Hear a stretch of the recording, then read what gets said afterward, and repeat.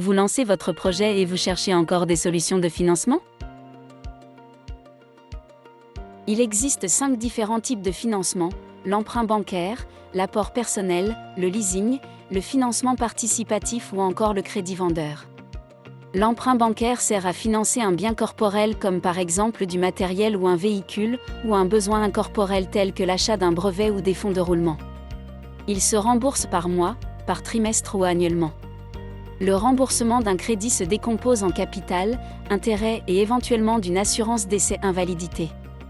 On parle de crédit à court terme quand il dure moins d'1 an, de crédit à moyen terme entre 1 et 5 ans et de crédit à long terme au-delà de 5 ans. La durée est souvent adossée à la durée d'amortissement du bien financé. L'apport personnel concerne les capitaux propres apportés par le porteur de projet ou son entourage.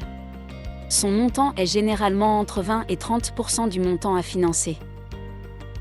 Quand il est supérieur à 1 500 €, l'aide de l'entourage doit être consignée par écrit et s'il est supérieur à 5 000 €, il doit être déclaré aux impôts. Les différentes formes de leasing servent à financer des véhicules ou du matériel. La location longue durée consiste à mettre à disposition du matériel ou un véhicule sur une période déterminée, généralement par un loueur professionnel. La location avec option d'achat est financée par un établissement bancaire et permet à l'emprunteur de devenir propriétaire au terme du contrat.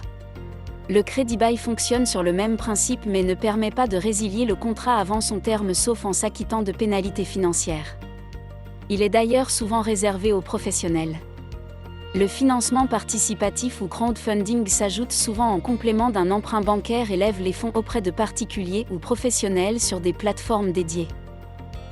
Il peut prendre la forme de dons, d'un prêt ou d'investissement dont les modalités se définissent en amont.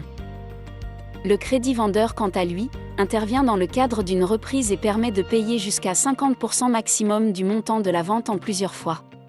Les taux d'intérêt et la durée se négocient entre le vendeur et l'acheteur et doivent faire l'objet d'un contrat.